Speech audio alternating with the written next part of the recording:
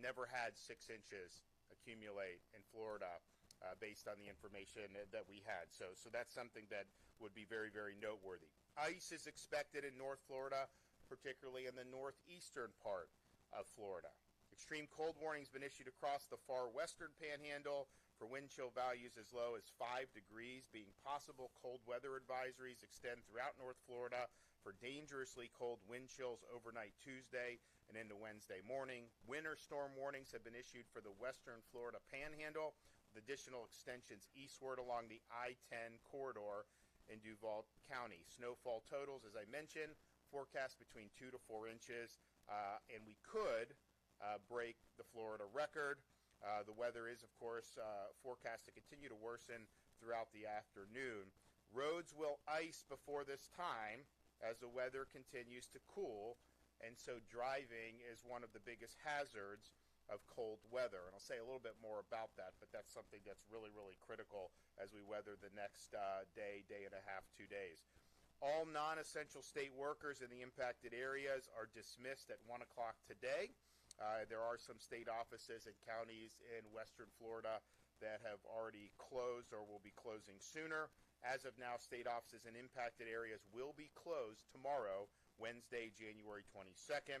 Localities will make independent determinations about closures with respect to things that they have control over.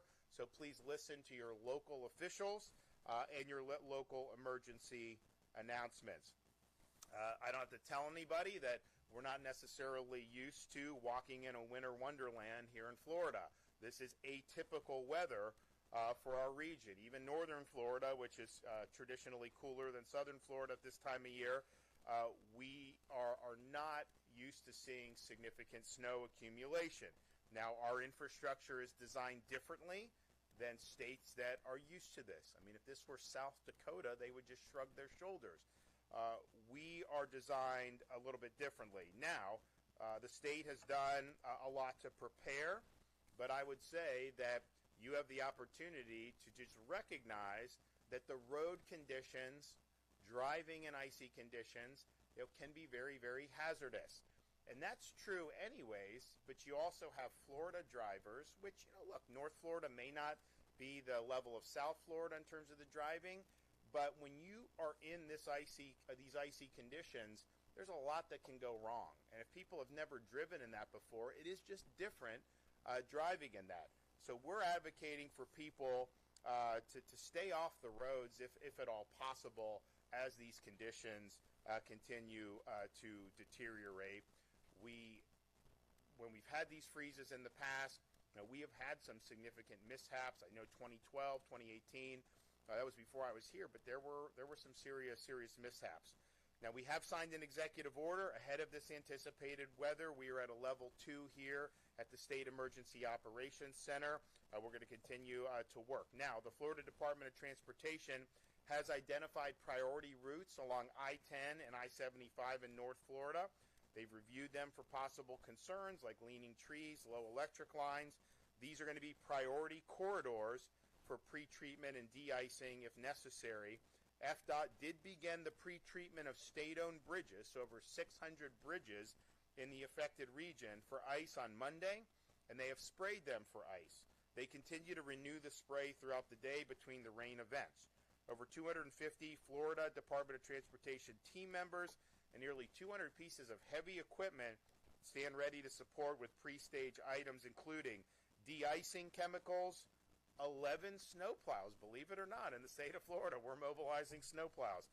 120 truck spray rigs to distribute de-icing chemicals on roadways. 25 spreaders to distribute de-icing chemicals on roadways. Generators standing by for traffic signals as needed. And other heavy equipment including skid steers, tractors, front-end loaders, and chainsaws. Efforts are being made to prevent freezing on movable bridges by warming gearboxes and ensuring the ability for additional bridge movements if needed during extreme cold. 40 heavy equipment items have been deployed from Central Florida to assist with operations across the northern part of the state.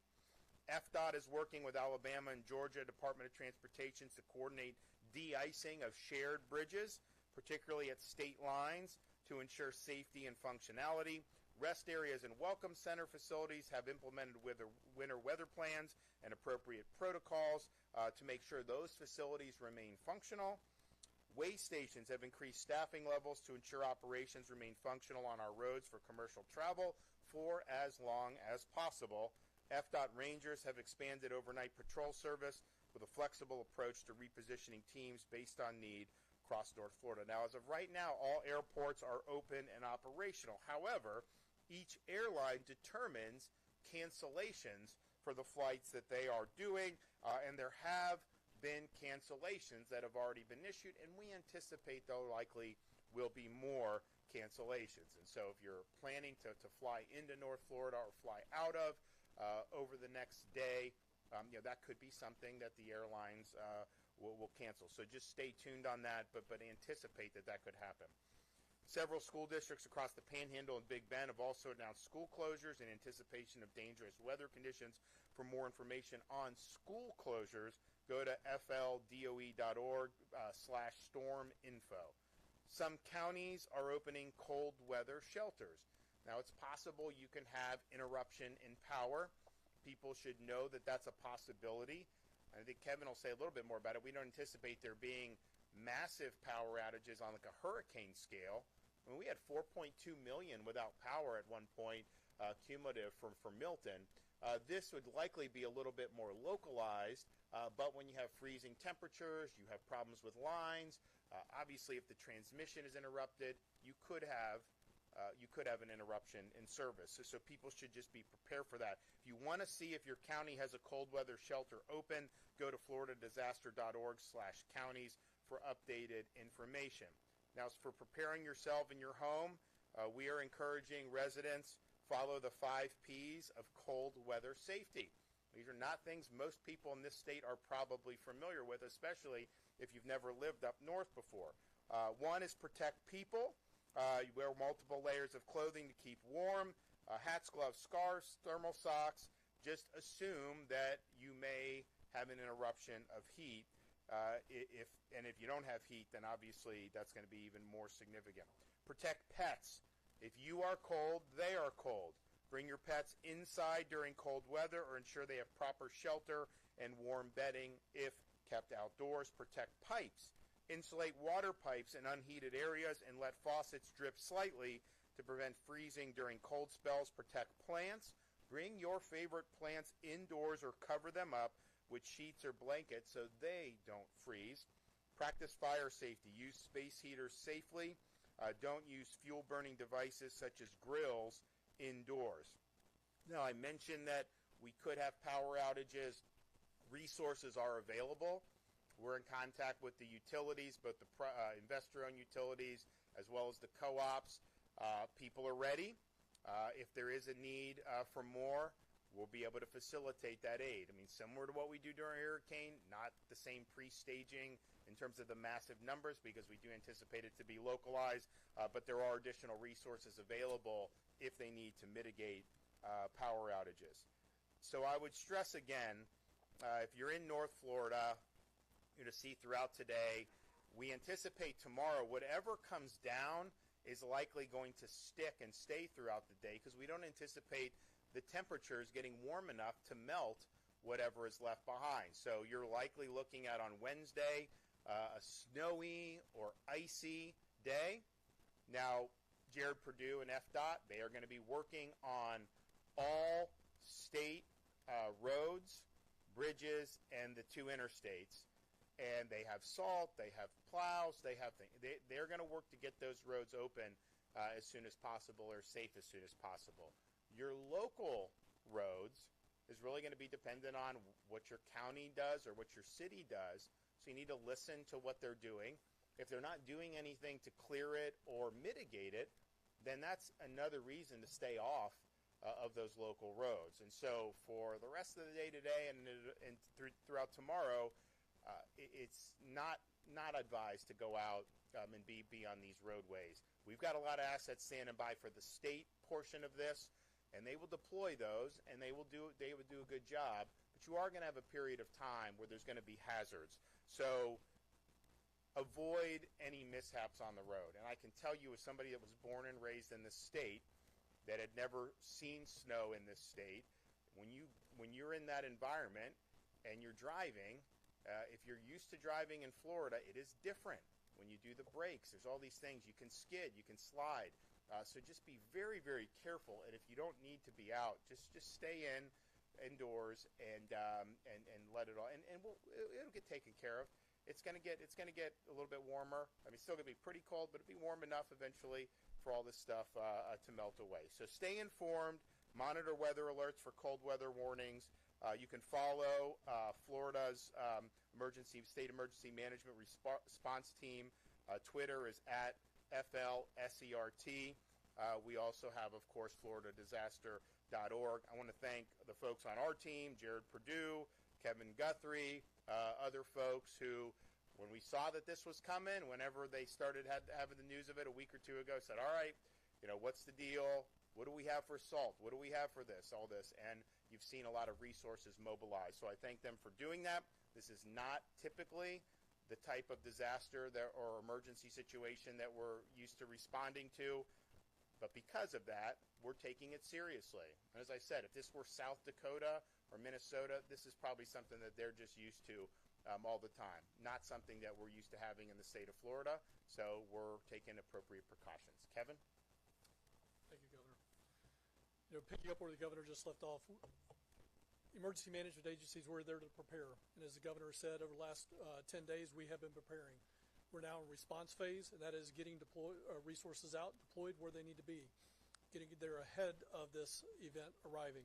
And then as we move into tomorrow and on, we'll then be in that recovery phase. So we'll do, the Florida Division of Emergency Management is the best in the country at doing that, and the Florida State Emergency Response Team will assist us in getting that stuff done.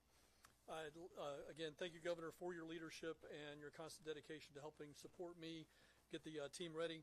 I'd like to start by giving a few updates on the incoming cold weather. The governor has gone through a lot of these, but I'm going to go ahead and reiterate them. Yes, snow. Nobody would have ever thought that coming out of our voices, that we'd be preparing for a snow event, but here we are getting ready for that as it's becoming an increase likely across North Florida. On the map up here we have for you guys, wanted to make sure that we pointed out, if it's in pink, that's going to be the winter storm warnings. That's your snow and your wintry weather mix. And then you could see some things as far down as Central Florida, the I-40 or the State Road 40 corridor. We did not list county by county in this particular executive order, and the reason we did that is we knew that this was going to be a widespread event. We also knew that if we have to bring resources, those resources are obviously going to have to come from South Florida. So we wanted to make sure that the governor, the State Emergency Response Team, and myself had full access to the range of resources statewide to bring into this particular disaster. We've been conducting calls with all Florida counties. We've done several of those over the last couple of days. We have met with, as the governor has already mentioned, the independent-owned utilities as well as the Florida co-ops. I spoke with the executive director of the Florida co-ops this morning, Mike Borkland. I am concerned. You will see on some other graphics that we have, there is a significant possibility of receiving a 1/4 inch to a 1/2 inch of ice in areas that are serviced by Tri-County Electric, the Suwannee River Valley Electric, Clay Electric Utilities. Those are co-ops, and we wanted to make sure that we are ready to assist them with whatever it is that they need. Most likely, as the governor mentioned, it's going to be isolated power outages, lines that have snapped. We will be able to backfeed power into some of those areas, but to get those lines back up and running, we do have crews ready and standing by to get that done. It's not 54,000. We don't need 54,000 for this evolution, but we do have crews that are standing by and ready. Roads will become icy and dangerous. There is not a may to that. They will become icy and dangerous. We want people, as the governor has mentioned, stay indoors. If you do not need to be on the road, do not be on the road. If you have to be on the road, make sure you're utilizing low speeds. Make sure that you know how to drive in these conditions. If you don't, it might be better just to walk. So please, please be careful. Keep up to date with your local weather forecast. Mobile, Alabama, National Weather Service, Tallahassee National Weather Service, Jacksonville National Weather Service will be your primary go-to locations for weather on this particular event, and then obviously your local weather stations. So please make sure you keep up to date with those local weather forecast watches and warnings. Some counties and schools have issued closures in preparation for the expected weather, and some cold weather shelters are opening in some counties. That is going to be a county by county, as it is in every single disaster. Sheltering is a function of county government. They will be the ones that will open those up. Please visit your local county emergency management website to determine if you have a cold weather shelter open in your county. Now, the state of Florida does stand by ready to assist if counties need assistance with those cold weather shelters. But again, that is a function of local government.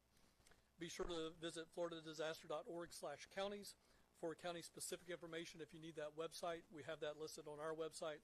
As again, the governor has mentioned, the Florida Department of Transportation has been working for days and nights to get this ready. They had over 200 personnel that were working all night long last night, and still have hundreds of people out checking those bridges. For the latest on their information, again, 511.com is the best place to go and get that information, or the 511 app. So please make sure you're doing that. Again, as counties with cold weather sheltering should have information being prepared on their social channels and on their county websites. We retweet, we repost most of those counties. You can follow us at FLSERT, or again, follow your local county social media application for those things. Again, Governor, thank you so much for all you do for the Florida Division of Emergency Management and the Florida State Emergency Response Team. So, as Kevin said, just expect hazardous conditions. These conditions we're not used to in Florida. There's going to be a lot of people that have never been in conditions like this on the road. I remember driving my pickup truck in Boston, Massachusetts, and like I'm in my 20s, and like you just skid, and it's like, okay, this is different, and you learn how to kind of do that. But if you're out there now thinking like you could just power through it, I mean, there will be accidents, and we don't want that to happen. It's avoidable. These guys are going to work very hard. I mean, I can tell you on the interstates and on the state roads and bridges, these guys, they've got massive resources. They're going to get after it.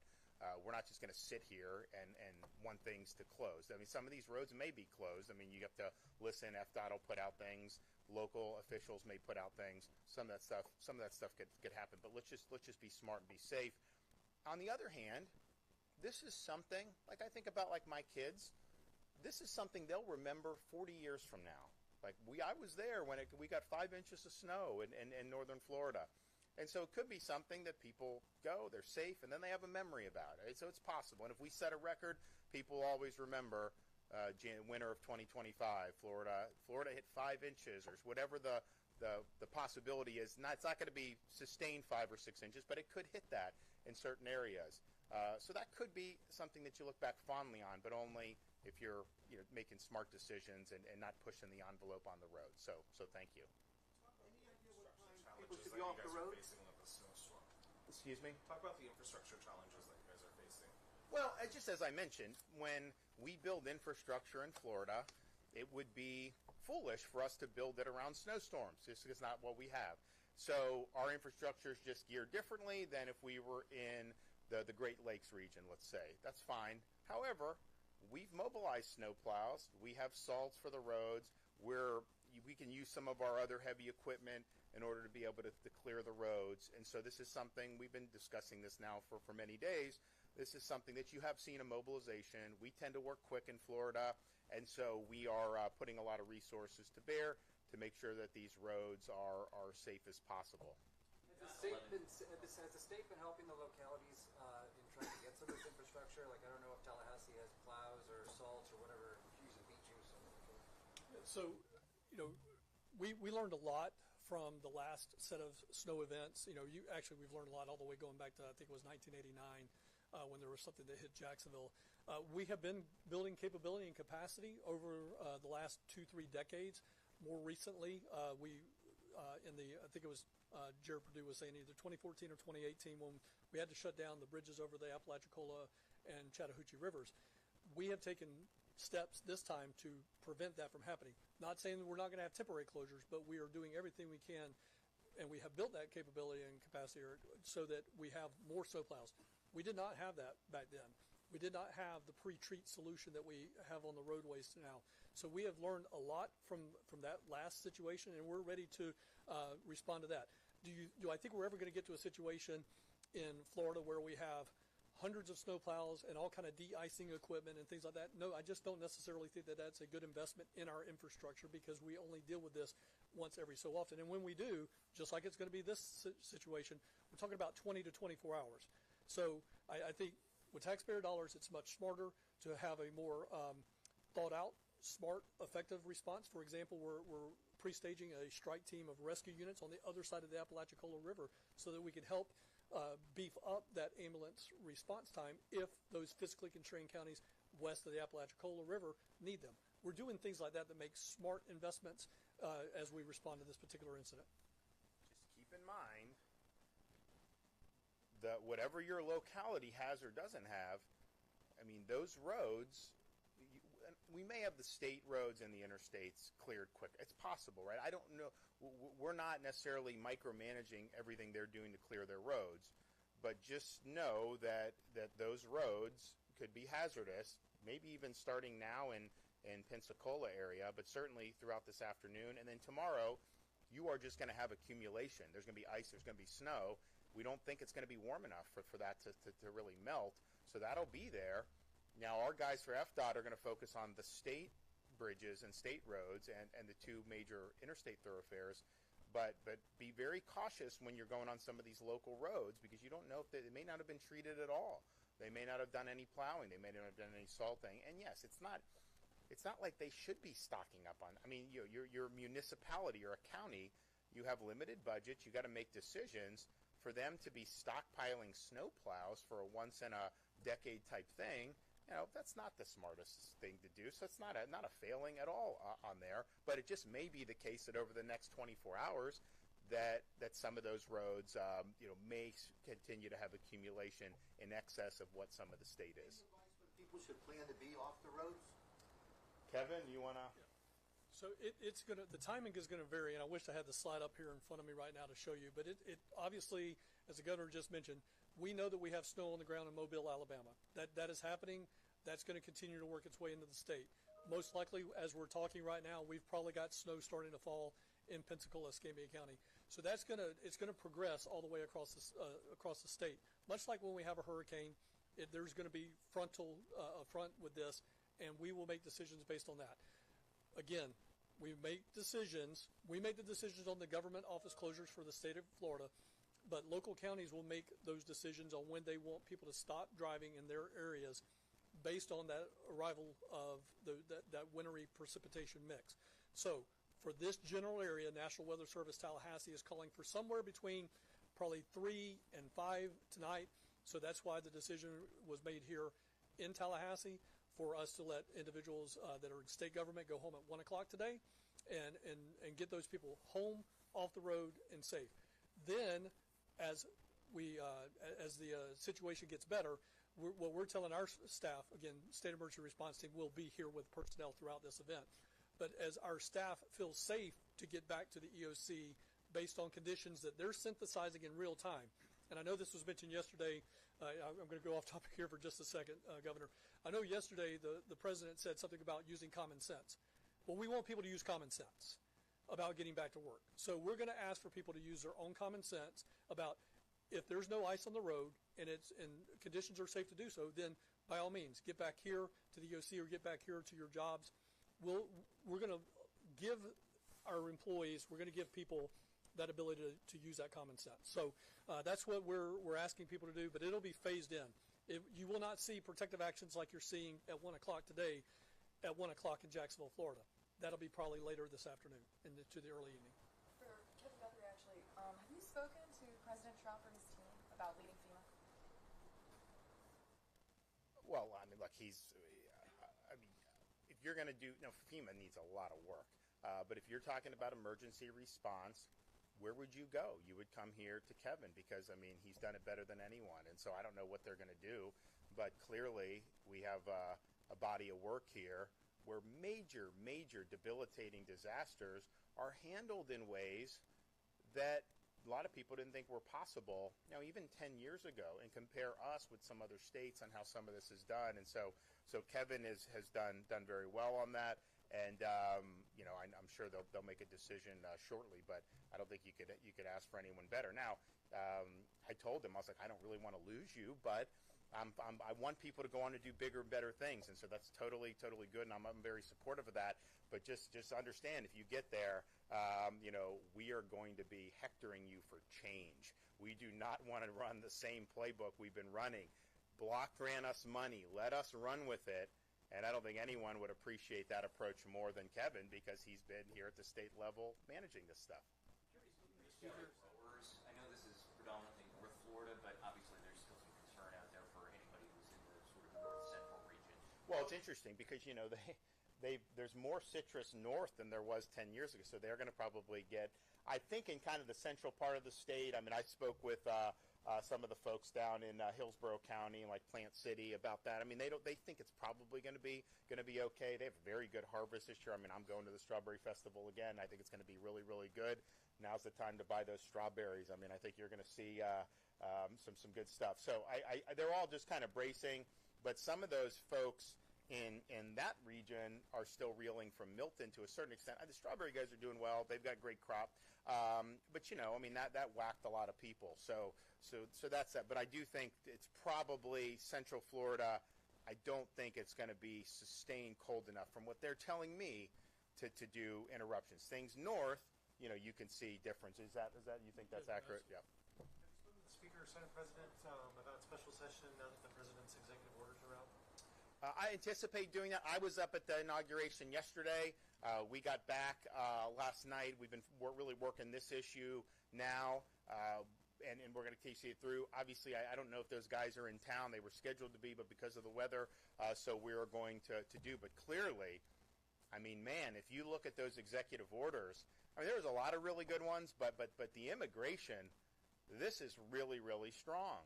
And the president came out of the gate very, very committed. And I've been saying this was going to happen because, I've been talking to him about it. We've been talking to their staff. So we knew that they were going to come out really strong. And now it's happened.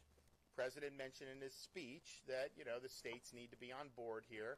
I think you're going to see them go after sanctuary jurisdictions. I know that was in one of the orders, and hopefully in the budget process as well. But here in Florida, we lead in Florida. We don't wait. We don't wait to see what the political temperature is. We get out, we lead, we get the job done. We have an opportunity to make a difference on an issue that the voters have cared about really, really intently for a number of years. This is the time. How many Republicans have been elected running on the border and immigration excesses in the last 20 years? I mean, it's been like a perennial issue. So now we have an opportunity to make a real difference. We have a great roadmap, and we have a great series of proposals that we've been, and it's not just me working on that. There's huge numbers of people in the legislature that have embraced this over the years. Some of them are willing to speak publicly now. So now's a great opportunity. We have it. And then you look at some of the other things, the election integrity. If you had to say like the two issues that have animated at least the voters that sent us here as Republicans, I'd say immigration and election integrity. Those got to be two of the top three for sure. So we have an opportunity to remedy the fraud we saw with these petitions and make sure that is done. Get that done right away. And then there's some other issues that I know a lot of Floridians have cared about. The fallout from the two hurricanes. We responded very quickly. I think the federal government under President Trump is going to be much better at block granting money so that we'll be able to distribute to farmers, all that stuff. But we have some stuff that we can do very easily. And a lot of people say that they want to do it. Why would you wait till July 1st for that money to be available? Wouldn't you just want to get it out now and get moving? That'll help the rebuilding. And then on these condos, I mean, look, there's a lot of people that are facing debilitating assessments. And we can sit here and say, well, the condos have been mismanaged for decades. Yes, I understand that. But this is a legislative mandate that was put forward from Tallahassee that is causing. So can we give them peace of mind and reform this in a way that's not going to have those unintended consequences? I think we can, and so I'm ready to do that for sure. So we'll talk to them, but clearly I don't think you could have a stronger mandate for action on the issue of immigration than what we have right now. And Florida leads. We don't wait. We don't wait for what other states are going to do. We'll get out there. We'll lead. We'll do what needs to be done to protect our people. And then you know what will happen? Other states will follow suit. That's what happened. That's what's happened. But, it's interesting. The Congress, they just passed, we're going to protect women's sports. They passed a bill through the House. And I'm thinking to myself, didn't we do that like 5 years ago? We did that years ago. You look at some of the stuff where they're going after the DEI and the woke and the executive orders. Great executive orders. We did that years ago where we were pioneering that. And we were doing it at a time when it wasn't as popular to do. Now it's kind of fallen out of favor. People are saying, it's on the defensive. Back then it was on this surge. And we said no in Florida and really led the way on all that. So that's just how we roll here. And I know, because I know a lot of these guys in the legislature and have worked with them for years, they take pride in leading on these issues compared to other legislators. They don't go around saying we're going to wait to see what these other states do. They want to come out and do. And that's why you have people from other states that come visit Florida. People visit Kevin. Hey, how are you guys doing this? They'll visit Manny Diaz. How are you guys handling education? Tell us about that. They'll visit Jason Weed. How are you guys handling the healthcare stuff? How are you handling this? And they come and they look for the templates here in the state of Florida. So let's continue to lead. I think that we got to lead. I don't think we can be timid, and I don't think we can be passive. Would you keep calling them back if they just did that special session snub where they gaveled in, gaveled out, didn't do anything? I think you can view me as like a dog that's got you on the ankle on immigration. I am not just going to let go. We are going to get this done. And look, if they want to go on the record and actually vote down good proposals and then be held accountable by their constituents, that's one thing. But we are not just going to sit idly by. We are going to use every tool at the disposal to be able to get the job done. And, the thing is, the legislature, or not the legislature, just the two leaders pointed out, the governor can't pass legislation. Obviously, that's basic separation of powers. But I have constitutional authority to call them into session on these particular issues. They have a decision to make about how they want to handle that. We know how the voters want it. They want to get the job done. They want to make that happen. And so I think it's fine to kind of say, hey, the legislature, we're not going to let the governor drive the train or all this other stuff.